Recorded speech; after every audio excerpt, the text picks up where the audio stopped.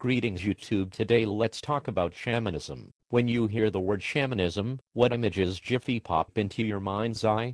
Most folks picture feather headdresses, buffalo hides, medicine wheels and dream catchers, all images associated with Native American cultures. But contrary to popular opinion, a shaman is not an Indian medicine man, and shamanism is not a Native American religion. In fact, many Native Americans find the terms shaman and shamanism offensive. The word shaman actually originates among the natives of Siberia, where it describes a specialized type of holy person.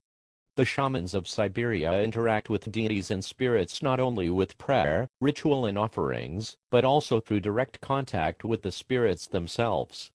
With the aid of rhythmic drumming and chanting, the shaman enters a very deep or ecstatic trance. In discussions of shamanism, the word ecstasy is used in its original sense, from the Greek roots ex and histone meaning out of place, or out of the physical, in other words an out-of-body mystical state. This trance frees the shaman's consciousness from the body, allowing it to fly into the realms the spirits inhabit, and to experience these other worlds with all the senses of the ordinary physical realm.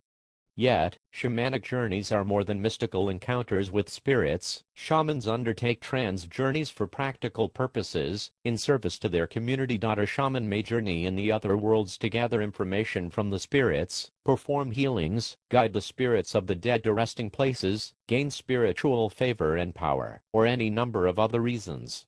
Like priests in Western society, shamans are not self-appointed, but called to their tasks by the spirits themselves, and then trained and recognized by their elders in the community. This specialized, sacred role of the shaman exists in many cultures outside Siberia, and the accounts of ecstatic trance journeys are remarkably similar around the world.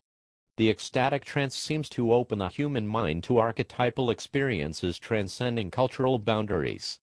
The spiritual realms are almost always experienced in three layers, one equivalent to the physical plane of the earth, another to the heavens above, and a third that lies below the earth.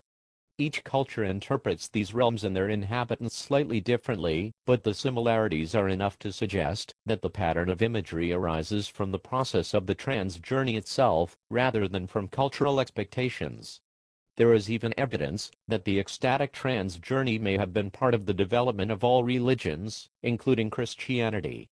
Although the practice of the trance journey has all but vanished in many cultures, remnants of it exist in myths and traditions. Since any Western words for the role disappeared along with the practice, shaman was adopted into English from Russian in approximately 1700.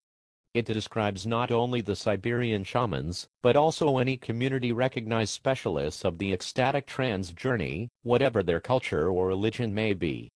The term shamanism refers to the typical practices and beliefs of these spiritual specialists. It includes the methods of ecstatic trance journey, and the beliefs and methods that arise from it.